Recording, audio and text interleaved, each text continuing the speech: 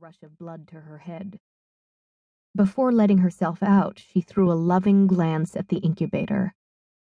Sometimes she wondered if she was capable of forgetting what preciousness lay inside, or whether that knowledge stood like a pillar in her mind, with every other thought swerving around it just to get by. The hallway was still empty, but she heard the low rumble of Dr. Gavin Erickson's voice in the office next to hers. It was a comforting sound, the reminder of an ally. She paused at his door and knocked. "Arianna?" he called. She opened his door a crack and peered inside, seeing he was on the phone. Gavin and his wife Emily, who together constituted the rest of the clinic's staff, were among her closest friends, dating to medical school a decade back. "Everything okay?" he mouthed, one hand cupping the phone. She smiled and nodded. "Good to go," she whispered, and pulled the door closed. Inside her own office, she sat down at her desk, straining to hear any sounds from the clinic's front door. Nothing. She turned to her computer and pressed her index finger to the middle of the screen. After 2 seconds, the screen lit up and unlocked. A floating message in a box read, "Welcome, Arianna, November 1st, 2027, 7:57 a.m. It was impossible to concentrate on real work, and Arianna knew better than to try. She wondered who the man would be this month, but there was no way to know ahead of time.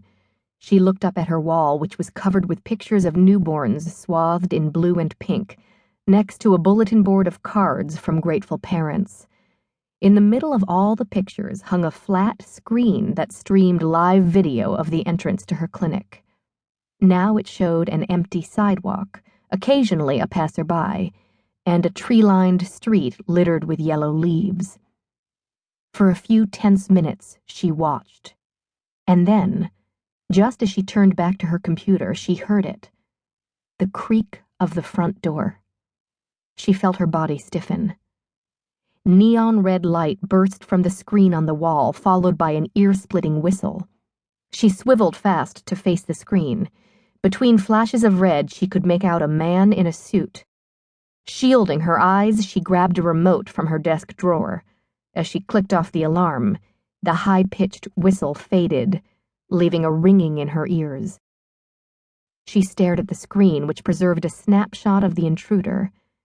This one was a stout, older man with a raised knee, captured the moment he entered the clinic's waiting room. He wore a black suit and a stern expression, also a gun at his waist. Arianna's stomach clenched as she recognized him. He was the most senior inspector at the New York Department of Embryo Preservation. Even though each month it happened the same way, the creak, the alarm, the snapshot, Arianna still felt jolted. She felt even worse for patients who happened to be in the waiting room when a man with a gun swaggered in. But DEP inspectors, as Arianna would explain, had magnetic passes that let them swipe into any fertility clinic whenever they wanted, which set the alarm off every time.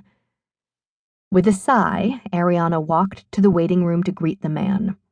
He was standing in the center of the room, looking starkly out of place next to the bright yellow couches and baby talk magazines. His gaze steadied on Arianna, revealing no emotion as she stepped forward to shake his hand.